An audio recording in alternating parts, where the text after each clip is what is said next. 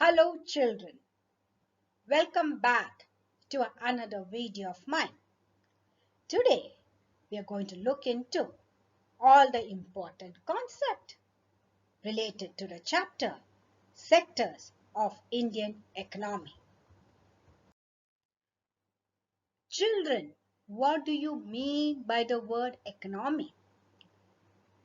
An economy means, or let's say it's just like an organization which helps in distribution and production of goods and services in a society. Or let's say it plays a role in the production and distribution of goods and services in the society. Or let's keep it like it acts like a facilitator who facilitate in the production and distribution of goods and service in the society. Classification of the sectors of economy. Children, we come across many activities in our daily life. We can categorize them into three: the primary, secondary, and tertiary. The word primary, secondary, and tertiary is not at all new to all of you.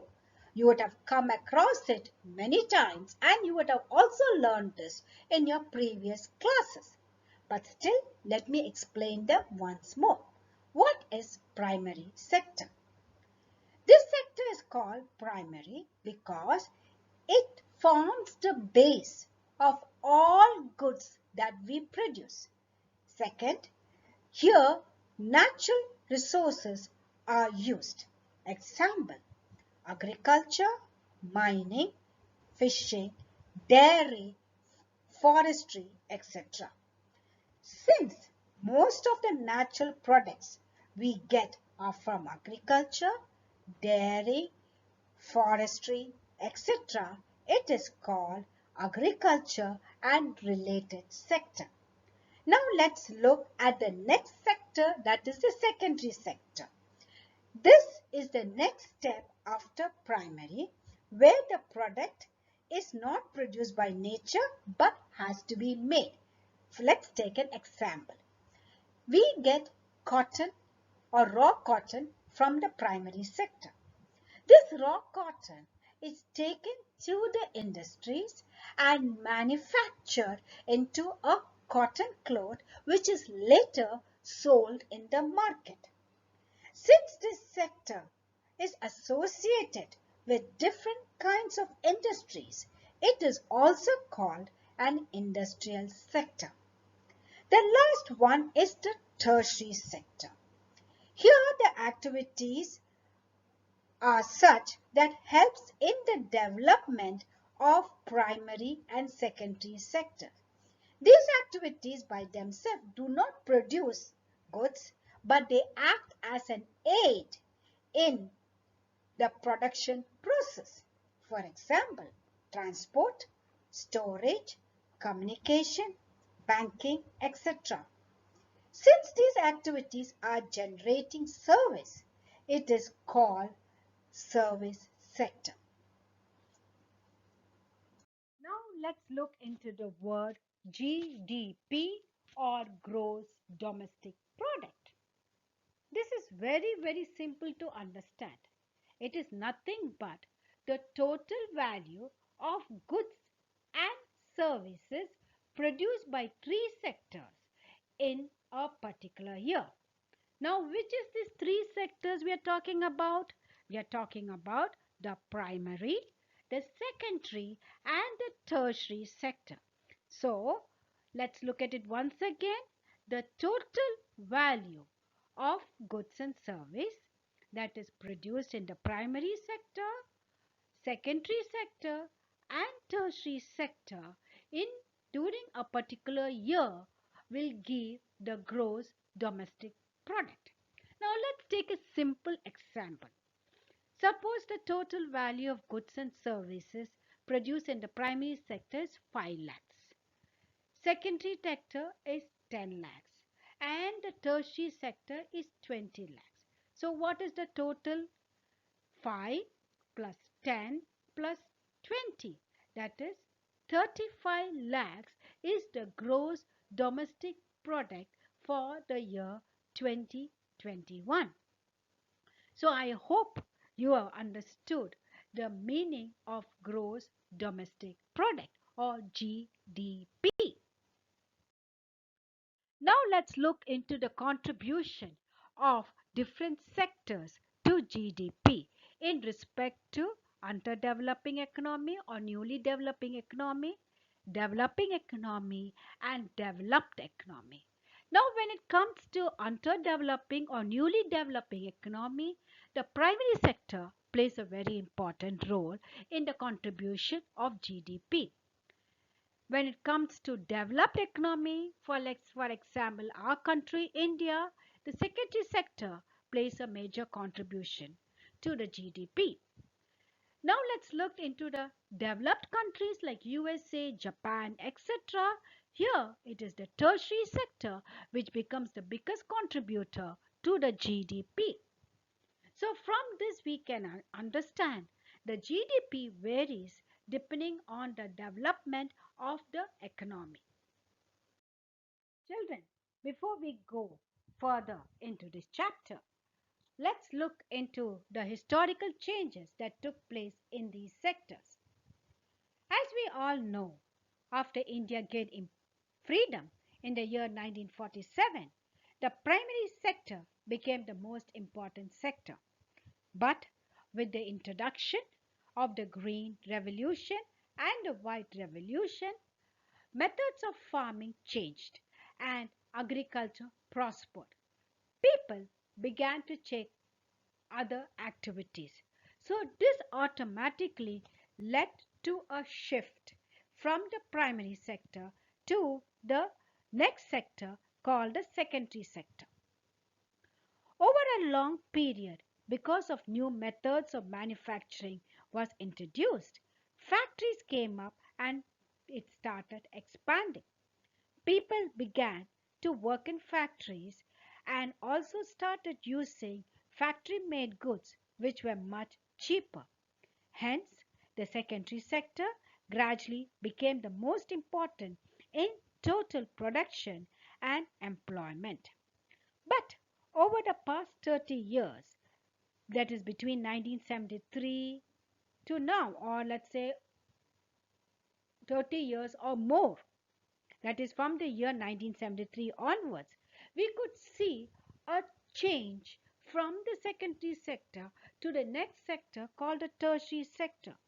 We could see the production in the tertiary sector has increased and it has emerged as the largest producing sector in India, replacing the primary as well as the secondary sector. Children, unemployment is one of the biggest problems we are facing today in our society. But this problem can be sorted out.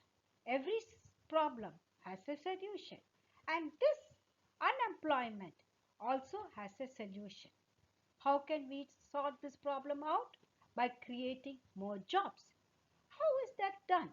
First of all, we should identify this problem by tackling it in the right manner.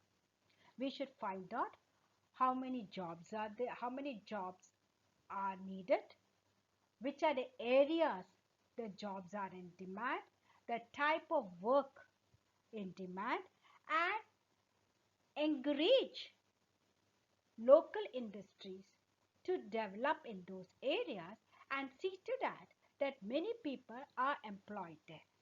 The next thing, the planning commission should set up a study where they should try to increase the job opportunities in areas like education, tourism, which automatically will bring in lot of jobs for the people, which in turn will increase the income of the people and automatically help in the development of the country. Seeing all this or recognizing all this, or understanding all this, the central government has implemented a new law called right to work law. Now, what is right to work law? Let us see in the next slide. In order to solve this unemployment problem, the government had introduced a law called the Right to Work Law. And this was introduced through an act called the Mahatma Gandhi National Rural Employment Guarantee Act of 2005, or let's say National Rural Employment Guarantee Act 2005. Like I said before, this was started by the central government and it was implemented in 200 districts of India.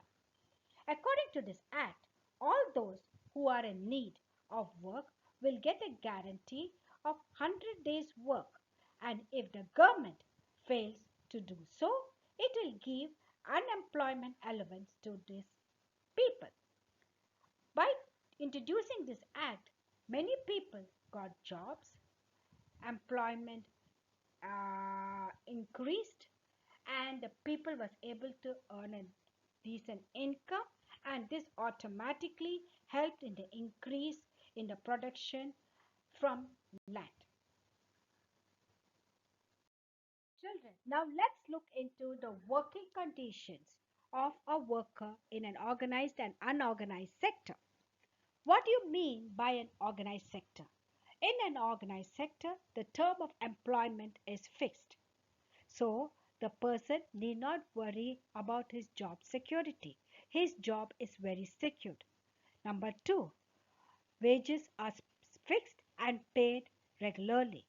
Number three, working hours is mentioned. Number four, such organization follows the rules and regulations laid down by the government. And number five, the workers are entitled for all retirement benefits like pension, provident fund, etc. They are also paid leave allowances and sick leave allowances. The next one is the unorganized sector. In an unorganized sector, the term of employment is not specified. Wages are not specified and they need not be paid regularly. Working hours is also not mentioned. Such companies do not follow the rules and regulations laid out by the government. The workers who's working in unorganized sectors are not entitled for any retirement benefits such as provident fund, pension, etc. They do not get any holiday allowance or leave benefits. Children, we have seen in the previous slide the pathetic situation of a worker working in an unorganized sector. So don't you think there should be steps taken by the government to protect the workers of the unorganized sector? Yes, there are few steps that the government can take to protect their workers in the unorganized sectors. What are they? Let's have a look. First one, the government should fix a minimum wage and also fix working hours for the workers. Next one, the government should introduce cheap and affordable loans to these workers so the workers can start their own business and become more independent. Number three, the government should increase the number of government hospitals, the number of government schools so that the workers can get basic services like education, health, food, etc. Lastly, the government should make new laws which can provide provision for overtime, paid leave, leave during sickness, etc. and see to that these laws are implemented by all unorganized sectors, and if they don't implement, severe punishment should be also imposed. By taking such measures, we can protect the workers of an unorganized sector. Children, do you know what type of economy India has? Do we follow a capitalist economy, a socialist economy, or a mixed economy? Well, we follow a mixed economy. What do you mean by a mixed economy? In a mixed economy, we have both the sectors, the public sector as well as the private sector. So what is a public sector and what is a private sector? Let's have a look. In a public sector, the complete control is with the government. All the assets are owned by the government and the services are provided by the government. The purpose of a public sector is not to earn profit but for public welfare. Example, Indian Railways, Post Office, etc. Now, what is a private sector? In a private sector, the ownership of the asset and delivery of services are in the hands of private individuals. The main purpose of a private sector is not for public welfare but to earn profit. Example, Tata Iron and Steel, Infosys, Reliance, etc. Now, children, we come to the last subtopic of this chapter, responsibility of the government.